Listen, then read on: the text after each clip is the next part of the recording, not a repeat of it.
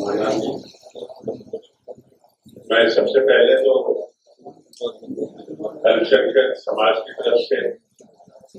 आप सभी का हार्दिक अभिनंदन और स्वागत करता हूं। इसके साथ ही देश और प्रदेश के विभिन्न भागों से आए हमारे साथी इस पिंक सिटी जयपुर में आए हैं, उन सभी का भी मैं धन्यवाद करता हूं। इस वक्त हम जिसलिए जमा हुए हैं, जो हमें फॉर्म दिया गया है, फीडबैक दिया गया है, उसके हिसाब से हमें सिलेक्टेड जो है टॉपिक्स के ऊपर बोलना है। लेकिन मैं समझता हूं कि इस वक्त हम बिल्कुल एक गड्ढे के किनारे खड़े हुए हैं और 2024 का जो इलेक्शन है वो हमारे सामने, और ये हमारे बढ़ने और जीने का एक तरीके से जो है सवाल है। इसलिए मैं समझता हूं कि इस कार्यक्रम के अंदर अगर उसके लिए कोई रूपरेखा तैयार हो सके और उसके लिए हम क्या कर सकते हैं, उसके ऊपर गुफ्तगू हो तो ज्यादा बेहतर हो सकता है। बाकी चीजें हमारी जो इकोनॉमिकल कंडीशन है, हमारी सोशल जो प्रॉब्लम्स हैं और पूरी चीजें हैं, अगर हमें सांस लेने का मौका मिला तो हम इस पर कुछ कर पाएंगे, और अगर हमें सांस लेने का मौका नहीं मिला तो इस पर ये एक तरीके से इंटेलेक्चुअल डिस्कशन जो है कोई हैसियत नहीं रखेगा। इसलिए मैं अपने गुफ्तगू को बहुत ही मुख्तसर जो मौजूदा हालात हैं उनके ऊपर कंसंट्रेट करूंगा। इस वक्त मुल्क के ऊपर जिन ताकतों ने कब्जा कर रखा है वो मानवता विरोधी है, और मैं ये कहूं तो गलत नहीं होगा कि हमने 1947 के अंदर जो आजादी हासिल की थी और जो संविधान हमने बनाया था बाबा साहब की सरपरस्ती के अंदर, वो संविधान खतरे में नहीं है बल्कि खत्म होने के कगार पर है। और अगर उसको नहीं बचाया गया और उसकी रोशनी में मुल्क को नहीं खड़ा किया गया तो आगे हम न तो संविधान की बात कर सकेंगे और न हम खड़े होने की पोजीशन में होंगे। मैं बहुत साबुई के साथ ही कहने में मजबूर हूं कि इस वक्त जो फिरकापरस्त ताकतें मुल्क के अंदर सर उठा रही है, माइनॉरिटी समाज पूरी ताकत के साथ उनके सामने सीना तान के खड़ा हुआ है। लेकिन बहुत अफसोस के साथ हमें ये कहना पड़ रहा है कि हम धीरे धीरे बाकी समाज जो है उस ताकत के गुलाम बनते जा रहे हैं जो हमारे खिलाफ आजादी के बाद से, आजादी से पहले से षड्यंत्र रचता रहा है, और आज वो पूरी ताकत के साथ आपको वापस उसी मकाम के ऊपर पहुंचाने के लिए पूरी प्लानिंग कर रहा है। उसके बावजूद भी हम उस खतरे को सही तरीके से न तो उसका आकलन कर पा रहे हैं और न उसका इलाज कर पा रहे हैं। उसकी ताजा मिसाल ये है कि अभी हाल ही में जो राजस्थान के अंदर असेंबली इलेक्शन हुआ है उसके आंकड़े मैं आपके सामने प्रस्तुत करना चाहता हूँ। 2018 के असेंबली इलेक्शन के अंदर राजस्थान के अंदर 59 सिलेक्टेड रिजर्व सीट्स थी हमारी। उन 59 रिजर्व आउट ऑफ 200, उन 59 रिजर्व सीट्स में से जो फिरकापरस्त ताकतें हैं उन्होंने 21 सीटें हासिल की थी।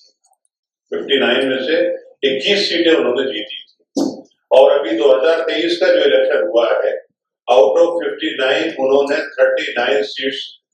जो है विन की है, यानी जस्ट डबल जो है उन्होंने अपनी अप्रोच को जो है हमारे समाजों के अंदर पहुंचा दिया है। और अगर यही हाल रहा तो फिर शायद अब जो 2024 का इलेक्शन आने वाला है उसमें जो हो सकता है वो उसका एक ही तरीके से मैं समझता हूँ विधानसभा जो है उसका एक उदाहरण था। इसी के साथ साथ मैं ये भी कहना चाहूंगा कि इस तमाम नेगेटिविटी के बावजूद भी राजस्थान का जो असेंबली इलेक्शन हुआ है उसके अंदर पिछली मर्तबा लोकसभा के अंदर 25 की 25 सीटें जो है दूसरे लोगों के हाथ में थी, लेकिन अभी जो इलेक्शन हुआ है उसमें उम्मीद की एक किरण नजर आती है, और वो उम्मीद की किरण ये है कि तकरीबन 25 में से 12 लोकसभा ऐसी हैं कि जहां फिरकापरस्त ताकतों को कम वोट मिला है। चाहे हुकूमत उन्होंने बना ली हो संख्या बल के बल पर, एमएलए की संख्या बल पर, लेकिन ओवरऑल अगर हम पिक्चर देखें तो तकरीबन 12 सीटें ऐसी हैं जहां प्रजापरस्त ताकतों को जो है वोट जो है सेकुलर फोर्सेस के मुकाबले में कम मिला है। तो ये चीज हमें बताती है कि अगर हम मेहनत नहीं भी करें तो मौजूदा जो 2024 का इलेक्शन है उसका नतीजा बदल सकता है। लेकिन मैं ये नहीं कहता कि आप मेहनत नहीं करें, बल्कि मेहनत करें और जो प्रजापरस्त ताकतें हैं उन्हें जो है उनकी असलियत बता दें। और राजस्थान के मैं तमाम लोगों से गुजारिश करूंगा कि वो नीचे जाकर के मेहनत करें और रिजल्ट बदलने की कोशिश करें। 2-3 बातें कहकर के मैं अपनी बात को खत्म करूंगा। सबसे पहली चीज तो ये है, मैंने जो भी आपके सामने एक तस्वीर पेश की है राजस्थान की, तो वो पेश की तस्वीर पूरे भारत की और खासतौर से जो हिंदी बेल्ट है उसकी सूरत हाल यही है जो आपके सामने। अब इसको हम तब्दील कैसे कर सकते हैं, ये गौरवपोष करने का मकाम है और इसको तब्दील करने के सिलसिले में जैसा कि मैंने कहा माइनॉरिटी तो ऑलरेडी जो है वो मैदान के अंदर डटी है। असल जो हमें काम करना है वो SC, ST और OBC के अंदर करना है और उनको जागरूक करना है और उनको सही हालात से वाकिफ करा के, शायद हमारे भाइयों को यह एहसास नहीं है कि कितना बड़ा चैलेंज उनके सामने है। मौजूदा हुकूमत कॉन्स्टिट्यूशन को भी बदलना चाहती है, मौजूदा हुकूमत समाज का जो समीकरण है और खास तौर से दलित समाज आज इस मुकाम के ऊपर पहुंचा है, वो बाबा साहब की उन कोशिशों का नतीजा है कि जिसके जरिए से उनको रिजर्वेशन मिला था और रिजर्वेशन के नतीजे में आज वो एक इज्जत के मुकाम के ऊपर खड़ा हुआ है और यहाँ इतने सारे जो प्रबुद्धजन बैठे हैं ये बाबा साहब की उन्हीं कोशिशों का नतीजा है। लेकिन उसके ऊपर एक तरीके से डाका डाला जा रहा है और डायरेक्ट नहीं तो इनडायरेक्ट जो है उस चीज को खत्म करने की कोशिश की जा रही है और उसकी मोटी मिसाल ये है कि धीरे धीरे सरकारी नौकरियों को खत्म किया जा रहा है और सारे काम प्राइवेट सेक्टर के अंदर किए जा रहे हैं, जिसकी वजह से हमें रिजर्वेशन का जो फायदा मिल सकता था या मिला है उससे हम वंचित होते जा रहे हैं। दूसरा ये है कि लेटरल एंट्रेंस के नाम के ऊपर जो हायर हमारे केडर्स हैं उनके अंदर भी चोर रास्ते से एक तरीके से दाखिल होने के लिए दाखिल होने का रास्ता खोल दिया गया है और धीरे धीरे वहां पर भी जो हम अपनी ताकत के ऊपर हमारे IG साहब, हमारे DG साहब बैठे हुए हैं, दूसरे जिम्मेदार बैठे हुए हैं, वो जिस तरीके से ऊपर पहुंच जाते थे उस रास्ते को भी बंद करने की कोशिश की जा रही है। और तीसरा ये है कि हमें धर्म के नाम के ऊपर जिस तरीके से ये कहिए कि बेवकूफ बनाया जा रहा है और हम उस जाल के अंदर बहुत तेजी के साथ फंसते जा रहे हैं। अगर आप उसका एनालिसिस करें, क्योंकि यहाँ पर इकोनॉमी का भी एक कॉलम है, तो एक मखसूस तबका जो है, एक पर्टिकुलर ग्रुप जो है, उसको मंदिरों के जरिए से ये कहिए कि इबादत गाहों के जरिए से उसको एस्टेब्लिश करने की कोशिश की जा रही है। आपने इस महीने का जो है अगर आपने देखा हो तो अखबार के अंदर आया है कि जो अयोध्या के अंदर अभी राम मंदिर बना है, एक महीने के अंदर उसके अंदर तकरीबन 25 करोड़ का चढ़ावा आ गया और जो कुछ वहां हजारों करोड़ रुपया खर्च किया गया है उसके बैकग्राउंड के अंदर आप देखें तो एक मखसूस तबके की इकोनॉमी को एस्टेब्लिश करने की कोशिश की जा रही है और ये तरीका सिर्फ एक अयोध्या के अंदर ही नहीं, देश के हर बड़े शहर के अंदर बड़े नामों से अंदर, जैसा ये फला मंदिर का जो है कॉरिडोर है, ये फला मंदिर का ये है, ये फला मंदिर का ये है, वो उस तबके को एस्टेब्लिश करने की कोशिश की जा रही है